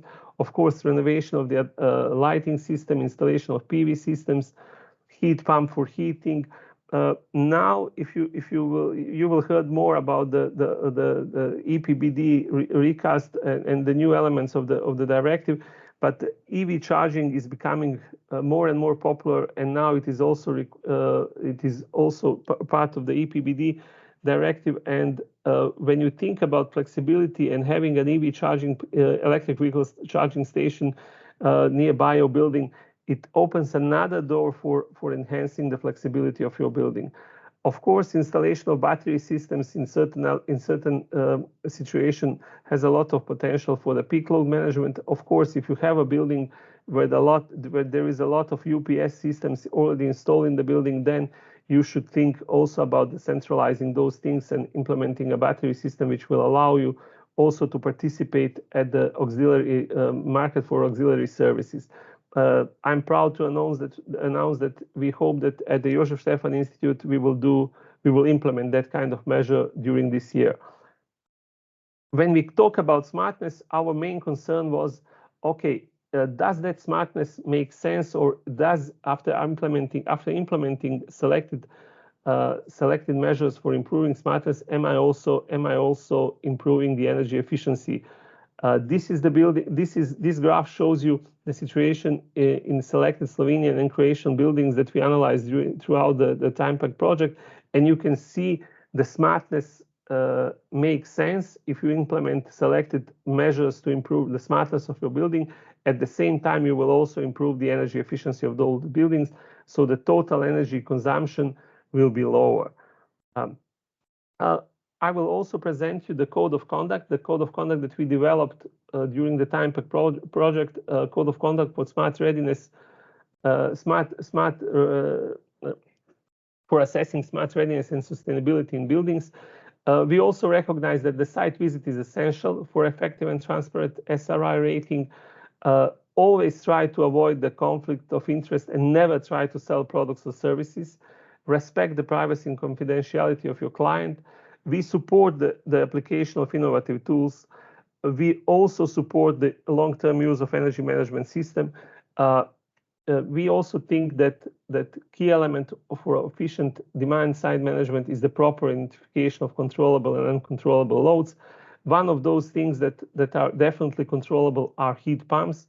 Modern buildings have heating and cooling of modern buildings is based on heat pumps. So when you have them, then you can also control them. That is nice flexibility potential that can be utilized in buildings. Recommendations that you are providing through SRI auditing should be tailored to a specific buildings. Be transparent about methods and assumptions. Like my colleague Marco emphasized in his presentation, always try to explain your findings, always try to explain your assumptions, because the certification and SRI assessment and even energy auditing is your first step for in the process of renovating buildings. So you are opening the door of opportunities for yourself and the people you are working with. Also focused on providing accurate and reliable information. Always try to understand operational practice of the building. You must assure that all collected data is accurate, reliable, and relevant. And before submitting official report, always discuss your findings with the client. These are the key elements of our code of conduct. you will see in the evaluation form, we can send you the code of conduct if you will sign up for it, so you can improve your practice by following these elements. This is the case study, one of the examples that raised from the evaluation of smartness of selected building. It deals with the data room, complex performance evaluation and modeling. During the auditing, information were collected, models were created, and it helped us to identify a significant amount of energy that can be saved. And you can see from the economic parameters that the payback period is less than 3 years. Internal rate of return 36%, which is very a good economic indicator. This is another story that can be also that you can do during the SRI auditing. Inspect the rooftop, see is there a potential for installing the PV plant. There is a lot of software available online, which will help you to do the basic calculation. You can calculate various indicators. Self-supply rate means how much of your annual electricity consumption can be covered by electricity generated at the rooftop of analyzed building. Self-consumption rate, SCR, means how much of the produced energy you consume directly when it was produced, when it was generated. And you can see two examples in one on your right side. The smaller PV plant is installed, the smaller PV plant is analyzed, and then it was proposed to the owners of that building to install the smaller PV plant on the rooftop of multi-apartment building, because in this context they will consume more electricity directly at the site, and the risk of selling that electricity to the market operators and getting relatively low prices will be lower. My conclusion is the calculation of SRI can be the basis for the identification of performance improvement opportunities. Be patient. This is relatively new concept. We are still developing things, how it's going to be done and how it's going to be implemented in selected countries. Our experience clearly confirmed that in order to make it useful, specific and tailored recommendations for performance improvements must be provided to the final users. Be always prepared to explain the SRI score.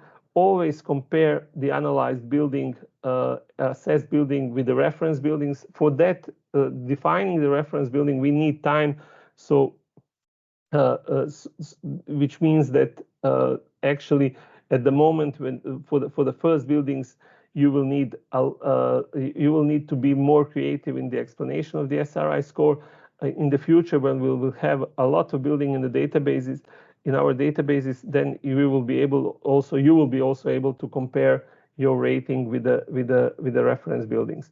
Implementation approach, like it was many times today repeated: teamwork, honest communication, and focus on effective measures and follow-up indicators. Thank you very much for your time and for listening to me. I will check afterwards the chat. Is there any question to be answered directly? Thank you. Now we will move to the next presentation, which will be given by my dear colleague Gaspar Stegner from the Josef Stefan Institute. Just give me a second to introduce him. Gaspar will tell you more about calculating sustainability indicators based on buildings' energy performance. Gaspar is a researcher at the Josef Stefan Institute. He holds a PhD in civil engineering from the University of Ljubljana, and his areas of expertise include simulation modeling of the thermal response of buildings, implementation of BEAM methodology, and detailed simulation modeling of energy-efficient building renovations. His research focused on developing energy consumption models and projections in the building sector, with a special emphasis on energy efficiency and renewable energy sources in buildings. He is also involved in designing and modeling energy systems, as well as conducting analysis and support decision-making in climate and energy policies. He is gaining valuable experience as an energy consultant in the NSVET Energy Consulting Network in Slovenia, and also he is certified expert for the energy performance certification. Gasper, virtual floor is yours. Thank you, Boris, for that nice introduction. I'll just share my screen. Just wait a second, please. Do you see my screen now in full screen mode? Yes, we can see. Great, thank you. So briefly, I will try to, in the scope of this webinar, I will try to introduce you to the levels framework and to the sustainability indicators that we have integrated in the scope of this TIMEPAC project. So why sustainability and levels? So if you look at the whole full life cycle of the building, if you look at the extraction of materials, the manufacturing or construction products, the construction itself and transport, and of course also the use phase of the building, and afterwards when it follows also some renovation works, and at the end of the life there is a lot of resources being used for buildings and construction. 50% of all our energy consumption goes to that life cycle of buildings. 50% of the extracted materials goes to the buildings as well. 30% or a third goes to water consumption, which is linked to buildings, and 30% of our total generated waste in construction and demolition waste. So there's a lot of resources being used, and that gives rise to a lot of to the environmental impact. We need to use those resources more effectively, and we need to consider the full life cycle. So this is what the levels framework is all about. So levels is a holistic way where we look to bring buildings into the circular economy, and we want to make a life cycle performance understandable to different kinds of stakeholders. This slide shows you the whole life carbon of a building. The whole life carbon consists of the embodied carbon, which is linked to the materials, and the operation carbon, which is linked to the use phase of the building, so heating, cooling, ventilation, preparation of domestic hot water, etc. On the x-axis, you can see the lifetime of the building, and on the y-axis, you can see the carbon emissions. So what we do today, typically, when we talk about buildings and energy efficiency and so on, we look at the yellow part of the operational carbon. But we believe and should believe that we should look at the full life cycle, the whole life carbon. So this is just one example of what levels framework is trying to apply. So what is the levels framework then actually? Levels is an EU-wide reporting framework for sustainability of buildings. It looks at the whole life cycle, as I just said, and it's a robust approach to measure and improve the building performance from design to end of life. Levels consists of a number of core indicators which have been developed and tested together with the building sector in Europe across the European Union. It's an entry-level tool which is really targeting the mainstream market. So actually, you don't have to be an expert in the life cycle thinking to use the levels framework. On the contrary, European Commission was doing this tool, or have been doing this tool, because they wanted to bring this kind of concept to those who have not been used to this kind of thinking before.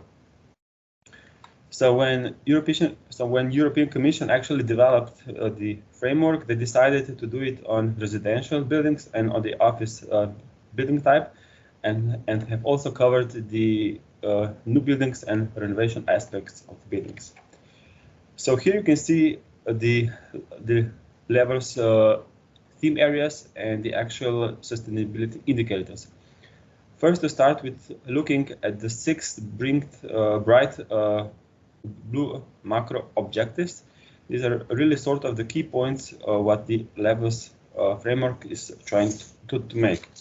It starts with greenhouse gas emissions throughout the full life cycles, where we have a couple of indicators to target that. You can see the indicators to the right-hand side, when we also have the materials flows, which we want to be circular and resource efficient, and there are some indicators for that as well. Then we have water use, and we have gone through the different resources used, but we also have the area of health and comfort, where we have resilience to climate change and the cost and the value of risk of buildings. In all these areas, or in this for these macro objectives, there are altogether 16 indicators. So what are the key benefits of levels framework? So what are the key benefits of European Commission thinks that it has, and what have also understood from building professionals having used and having looked at? It is a common language that it's really important thing, and it's based on existing industry standards. It tracks performance throughout the full life cycle. You can see now how it helps us to the future-proof buildings, in particular in relation to climate change and climate targets. Levels enhances dialogue, because if you need to think about the full life cycle, you need to have different building professionals communicating with each other, and levels framework supports you in that. So just saying that whether you are working in planning, in design, or in finance execution, or actually in policy making and decision making for building authorities, you can really feel confident about levels, because the whole plan from the European Commission had all kinds of different stakeholder groups in mind, and have been also involved in the preparation of the EU framework. This is just one example of circularity in action from Skanska company, where they reused concrete for the new hospital wing. And to go on, how was the sustainability aspect addressed in the scope of the TIMEPAC project? We used the modern modeling techniques for creating where the creation of sustainability and application was examined. The applicability of sustainability indicators was assessed through a broad set of well-targeted and realistic cases, featuring various locations, building types, and climate conditions. This represents a significant step forward in the accuracy and usefulness of these certificates, of the energy performance certificates, I mean. Through this, TIMEPAC's vision and motivation was to examine the EPC enhancement with sustainability indicators to accelerate the creation of reliable, smart, and sustainable renovation plans. So the primary objective was to propose a solution that integrates selected sustainability indicators with existing EPC mechanism in each country. It was tested on residential and public buildings. A preliminary assessment of the sustainability indicators from levels framework revealed that several of them have a potential to add value to the enhanced EPC we are envisioning in the TIMEPAC project. In particular, those four are use stage energy performance, time outside of the thermal comfort range, global warming potential, and life cycle costs.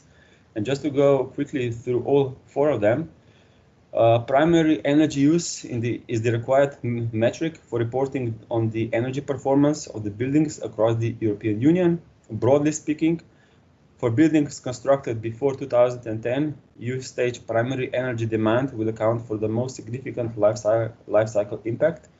For newer buildings, the production stage and the other stages related to material use, such as the replacement and refurbishment, assume greater importance. This is because proportionately they use less energy in the use stage, and the material used for the construction are more energy intensive. This is the reporting table sheet that can be used for the reporting of these indicators. Next indicator is the life cycle global warming potential. This indicator measures the greenhouse gas emissions associated with the building at different stages along the life cycle. It therefore measures the building's contribution to emissions that contribute towards the Earth's global warming and the associated effects on the climate change. This is sometimes referred to as a carbon footprint assessment or a whole life carbon measurement. This is a reporting table that can be used.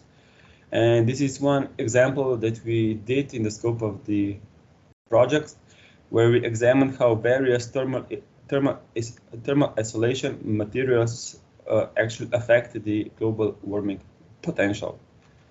Next indicators is the time outside of the thermal comfort. This indicator measures the proportion of the year when building occupiers are comfortable with the thermal conditions inside of a building. Thermal comfort can be described as a condition of mind which expresses satisfaction with the thermal environment. Dissatisfaction, on the other hand, can be caused by warm or cool discomfort by the human body or as a whole by unwanted cooling or other heating particular parts inside the room. These are the reporting tables that can be used for the reporting of the third indicators. And the last indicators that we proposed for the enhancement of the EPC is the life cycle costs that I'm pretty sure a lot of you are quite familiar with it. But to sum up, this indicator measures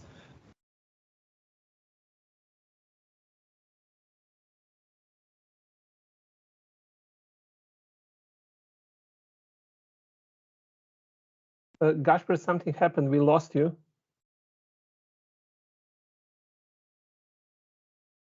Luca, can you hear me?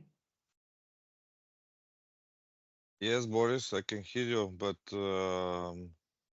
Gash is missing. Okay, let's give him a second. expenses. Yeah. Okay. Gasper, we lost you for a second. Oh, sorry, I didn't know that. Where at which point did... At the point when you start presenting this slide. Yes. Oh, just to sum up quickly, the life cycle cost indicator measures all building element costs incurred at each life cycle stage or project for the reference study period, and if defined by the client or an investor, the intended service life. Life cycle cost facilitates comprehensive cost assessment over a specific period, encompassing initial capital costs and future operational and asset replacement expenses. This technique is crucial for enhancing environmental performance, as it acknowledges that higher initial initial investments may lead to lower life cycle running costs. So this is just one example of a table that we use for reporting of our study cases throughout our TIMEPAC demo cases. So this is all from my side. And just to sum up, yes, for a conclusion, EPC has the potential for direct construction projects towards sustainable solutions, and the traditional way of generating EPCs can be time-consuming. So BIM is slowly and efficiently becoming a more popular information source during building projects and building life cycle, and is therefore a virtual data bank that can help us to further exploit and enhance an EPC. And the use of BIM reduces the effort required in data collection and calculation processes, and help us to optimize the impact when we are computing the sustainability indicators. So thank you. This was briefly from my side. If you have any questions, I think you can post that in the comment section. Thank you. Thank you, Gasper. Thank you. We really appreciate your time and willingness to be part of this webinar. This is now we are moving towards the end of today's webinar. I will share my screen for the last time of today. Just give me a second. Just give me a second. This is.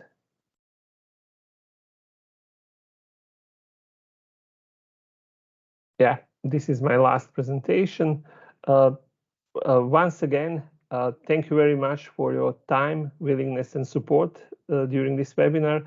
We highly appreciated all your comments that you provided in the chat, all the questions. Please do not forget that the upcoming webinar is coming on Tuesday. It will be about advanced methods and tools for holistic renovation of buildings. It will start once again at 10. You will receive an emails from our TIMEPAC Academy.